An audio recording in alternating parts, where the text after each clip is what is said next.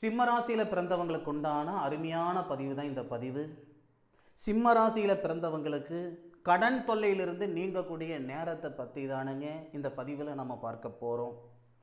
பொதுவாக எதிர்பார்ப்புகள் அப்படின்றது ஒவ்வொருத்தருக்கும் ஒவ்வொரு விதமான எதிர்பார்ப்புகள் இருக்க தான் செய்யுது.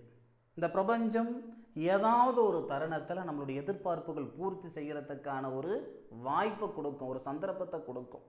அந்த மாதிரி சிம்ம ராசியில் பிறந்தவங்களுக்கு கழுத்து பிடிக்கிற அளவுக்கு கடன் பிரச்சனை இருக்குதுங்க, பண பிரச்சனை இருக்குதுங்க.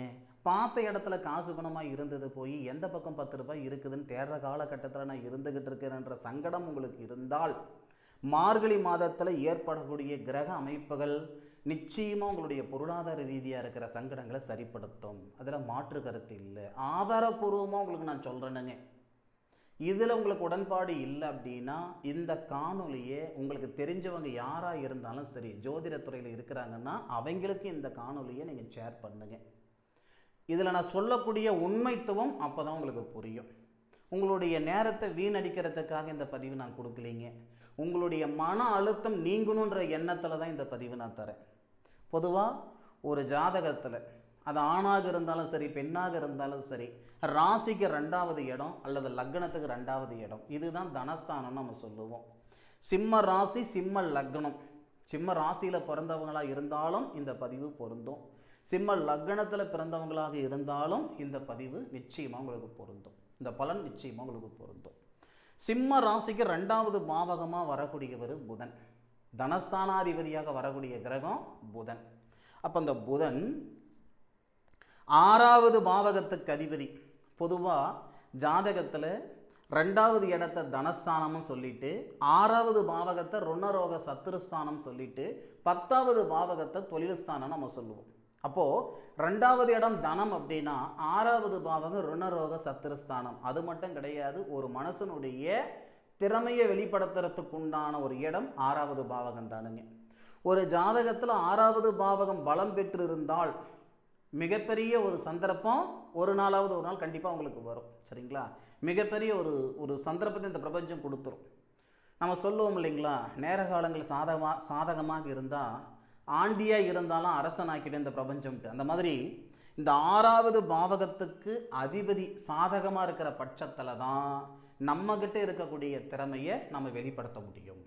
முயற்சின்றது எல்லா நேரத்திலையும் எல்லாரும் செய்யக்கூடிய ஒரு விஷயம். ஒரு வகுப்பில், ஒரு பள்ளிக்கூடத்தில் ஒரு வகுப்பில் 30 பிள்ளைங்க படிக்கிறாங்கன்னா அந்த 30 பிள்ளைங்களுடைய எண்ணத்துலையும் மதிப்பெண் எடுக்கணுன்ற எண்ணத்தில் தான் படிப்பாங்க.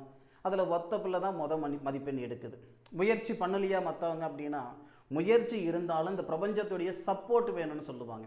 அப்போது சிம்ம ராசியில் பிறந்தவங்களுக்கு மார்கழி மாதம் சரியாக 14ஆம் தேதி இந்த தனஸ்தானாதிபதின்னு சொல்லக்கூடிய புதன் தொழில் ஸ்தானாதிபதின்னு சொல்லக்கூடிய சுக்கிர பகவானோட சேர்றார்.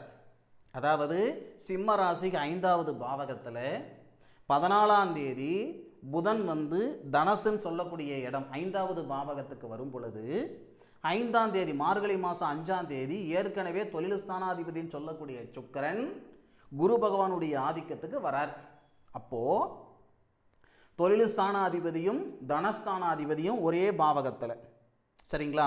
இந்த இடத்துல இருக்கக்கூடிய புதனாக இருக்கட்டும், சுக்கிரனாக இருக்கட்டும், இந்த சுக்கிரன் 5ஆம் தேதி இங்கே வந்துடுவார். இந்த புதன் 14ஆம் தேதி தான் இங்கே வரார்.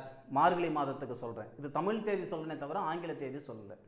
அப்போது இந்த தொழில் ஸ்தானாதிபதின்னு சொல்லக்கூடிய சுக்கிரனும் தனஸ்தானாதிபதின்னு சொல்லக்கூடிய புதனும் 5வது பாவகத்துக்கு வரும்போது, ஒரே பாவகத்துக்கு வரும்போது இந்த 6வது பாவகத்துக்கு அதிபதி சனி பகவான் உங்கள் ராசிக்கு 8வது பாவகமாக அஷ்டமச்சனியாக இருக்கிறார் இல்லைங்களா, அவருடைய பார்வை, அதாவது 6க்குடைய கிரகம் தொழில் ஸ்தானாதிபதியும் தனஸ்தானாதிபதியும் பார்க்கிறார். அப்போ அந்த நேரத்தில் நமக்கு தனஸ்தானாதிபதி ப்ளஸ் ருணரோக சத்துருஸ்தானாதிபதி ப்ளஸ் தொழில் ஸ்தானாதிபதி, இந்த 3 கிரகங்களுடைய கம்யூனிகேஷன் இருக்கும், தொடர்பு இருக்கும். அந்த தொடர்பு இருக்கக்கூடிய நேரம் உங்களுக்கு சாதகமாக இருக்கும். இப்போ நம்ம அஷ்டமச்சனியை பற்றி கவலைப்பட வேண்டாம். இல்லை எனக்கு சனி தசை நடக்குதுங்க, சூரிய புத்தி நடக்குதுங்க, மற்ற விஷயங்கள் எல்லாம் எதுவும் வேண்டாம்.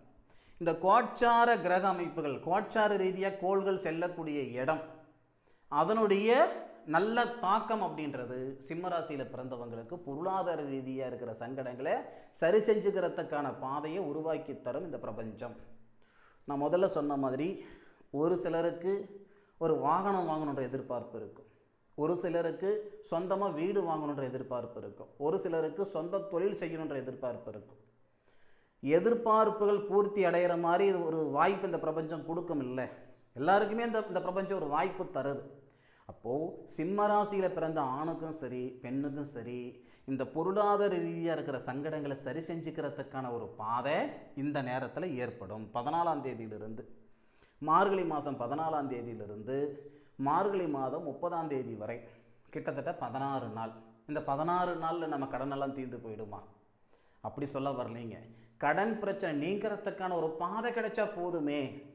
நாம் ஒரு ஊருக்கு போகணும், அந்த ஊருக்கு வழி தெரிஞ்சதுன்னு வச்சுக்கோங்களேன், நாம் ஏதோ ஒரு வகையில் போய் சேர்ந்துருவோம்.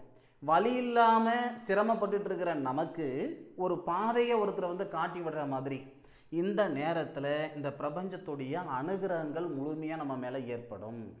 அந்த தருணங்களை பயன்படுத்தி நம்மளுடைய பொருளாதாரத்தில் இருக்கிற சங்கடங்களை சரிப்படுத்திக்கிறதுக்கான பாதையை நம்ம தேடிக்கணும். இந்த பிரபஞ்சம் பாதையை தான் காட்டும், யாரையும் கையை பிடிச்சி கூட்டிகிட்டு போகாது. சிம்மராசியில் பிறந்தவங்க எத்தனையோ பேருடைய வாழ்க்கைக்கும் வாழ்வாதாரத்துக்கும் உறுதுணையாக இருந்திருப்பீங்க. முதல் முறையாக இந்த பிரபஞ்சத்துடைய முழுமையான சப்போர்ட் உங்களுக்கு கிடைக்க போகுது. இந்த நேரத்தில் ஏதாவது ஒரு வாய்ப்பு நிச்சயமாக உங்களுக்கு வரும், பயன்படுத்திக்கோங்க. அதாவதுங்க, இந்த ஜோதிடத்தை தவிர வேறு எந்த வகையிலையும் நம்மளுடைய எதிர்காலத்தில் நடக்கக்கூடிய பலனை தெரிஞ்சுக்கிட முடியாதுங்க.